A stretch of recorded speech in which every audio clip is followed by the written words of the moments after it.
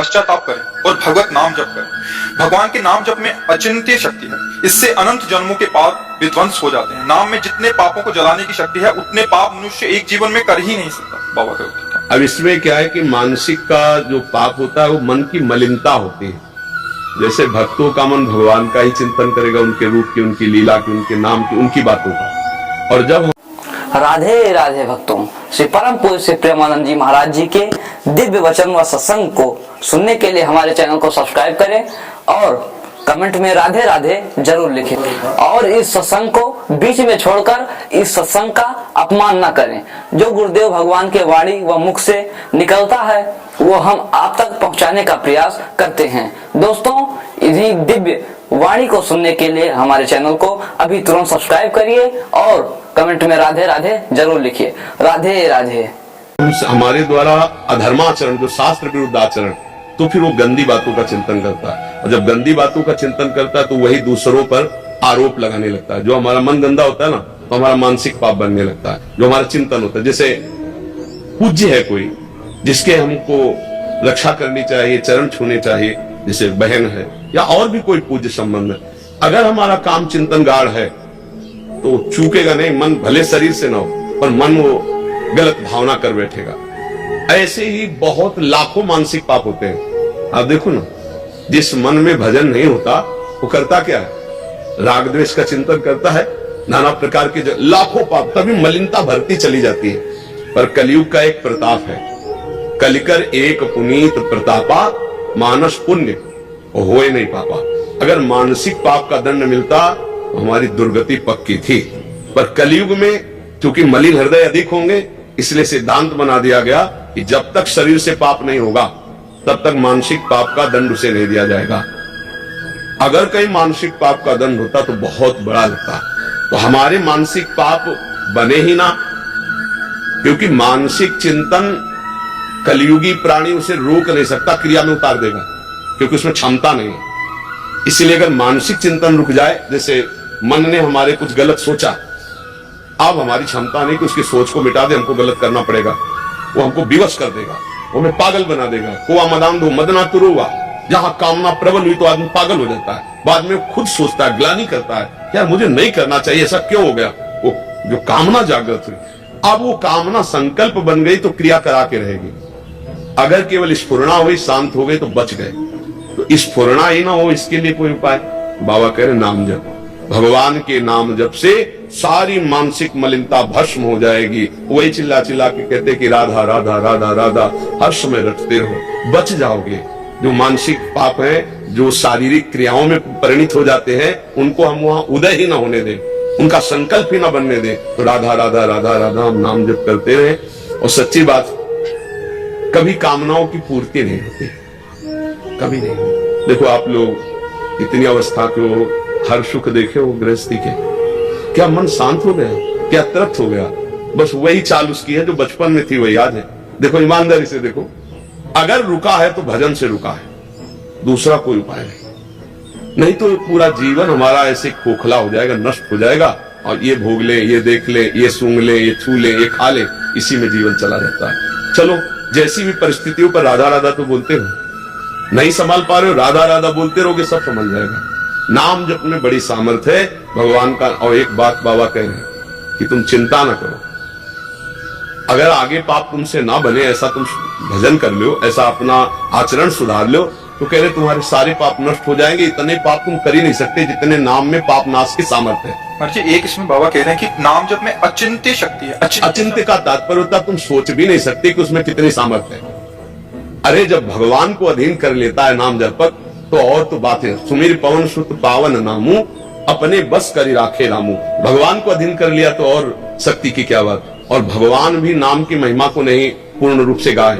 वो कहूं कहां लगी नाम बढ़ाई, और राम न सके नाम गुण गाई। इसलिए अचिंत शक्ति। स्वयं भगवान वर्णन करना चाहे तो नाम की महिमा का वर्णन नहीं कर सकते।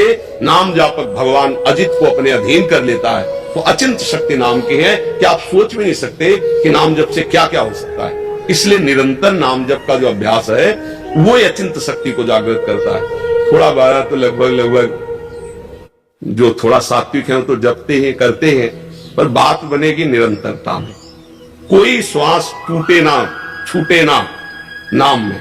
राधा राधा राधा राधा राधा राधा।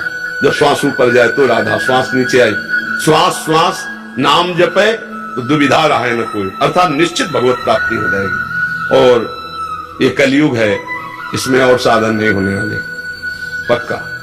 ये कलिकाल मलायतन मन कर देख विचार, श्री रघुनाथ नाम बिन ना ही नाना भाग। जो नाम जप नहीं कर रहे हैं वो अन्य कोई साधन इतने प्रबल कलयुग में सिद्ध नहीं हो जाते तो भगवत प्राप्ति करा दे। इसलिए नाम जैसे यज्ञ है भगवान की प्राप्ति का उपाय है। बताओ, पहले राक्षस लोग यज्ञ को नष्ट करने के लिए हड्डी या मांस डाल देते, थोड़ा वो भ्रष्ट हो गए यज्ञ। विश्वामित्र जी इसीलिए तो श्री राम जी को साथ की निशाचर, अब आप घी बाजार से खरीदो, उसमें चर्बी मिली हो तो यज्ञ होगी? होगी नहीं।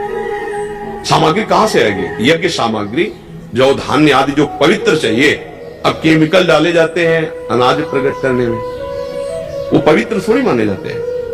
ऐसे केमिकल, ऐसी खादे हैं जिनका रस जाता है उसमें, वो अपवित्र हैं। इसीलिए बड़े बड़े रोगों की बाहुल्यता देखो हो रही।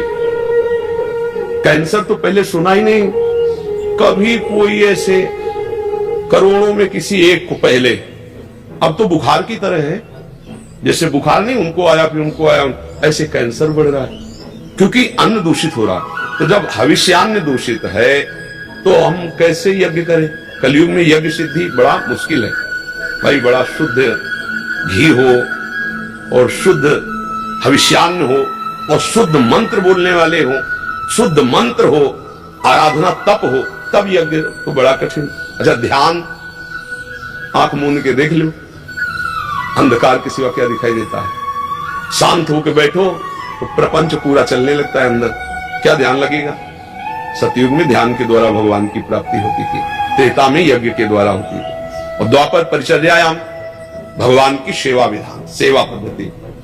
अब आप बाजार से मिठाई लेने गए हो, सैकड़ों लोग वहां खरीद रहे हैं, बेचने वाला कितना हाथ पवित्र है पवित्र उससे मतलब नहीं, बनाने वाला हो सकता है मसाला सुपारी खा के बीड़ी पीते हुए बना रहा हो, क्या स्थिति है पता नहीं। तो अमनिया जो ठाकुर जी की पूजा के लिए भोग चाहिए, जो वस्त्र चाहिए, जो सामग्री चाहिए, बड़ा मुश्किल है पवित्र मिलना।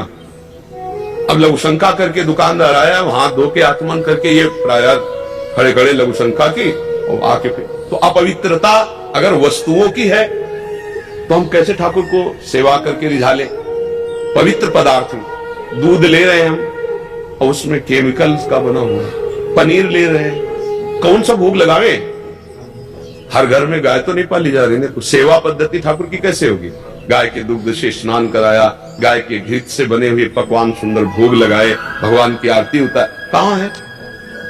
कोई बिरला ही नहीं। तो अब कहां सेवा भाव कि हर घर में 2-4 गाय हैं उनको अब तो आधुनिकता, ट्रैक्टर का जमाना, तो हम भगवत सेवा के बल से भगवान को प्राप्त कर ले, ये भी बड़ा कठिन हो गया। ये द्वापर में था, द्वापर में परिचर्यायाम।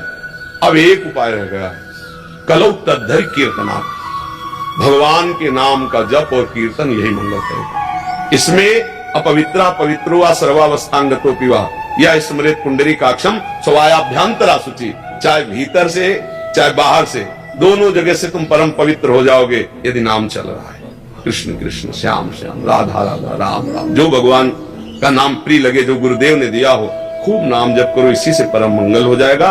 अचिंत शक्ति नाम में विराजमान, मतलब तुम सोच नहीं सकते, कर तुम अन्यथा कर तुम, सर्व समर्थ भगवान का नाम है, बस जपने लगो। जैसे गरीब आदमी 1-1 रुपया जोड़ता है, ऐसे राधा राधा राधा राधा राधा राधा, चाहे नहाए हो या ना नहाए हो, अपवित्रा पवित्र हुआ। सोच में बैठे तो भी अंदर अंदर जप रहे राधा राधा राधा। मतलब सोच में दिल फेल हो जाए तो क्या करो? तो सोच में भी हमें अलर्ट रहना है। शौचालय में गए, राधा राधा, नाम के लिए कोई निषेध नहीं, मंत्र के लिए निषेध, मंत्र नहीं जप सकते, नाम को कहीं भी जप सकते हो। अपवित्रा पवित्र हुआ, चाहे पवित्र हो चाहे पवित्र हो, तो खूब नाम जप करे तो शारीरिक मानसिक सब पापों से मुक्ति मिल जाती है और भगवान हमें अपनी शरण में ले लेते हैं। हमारा आवागमन जो जन्म मरण का चक्र है, इसे छुटा देते हैं।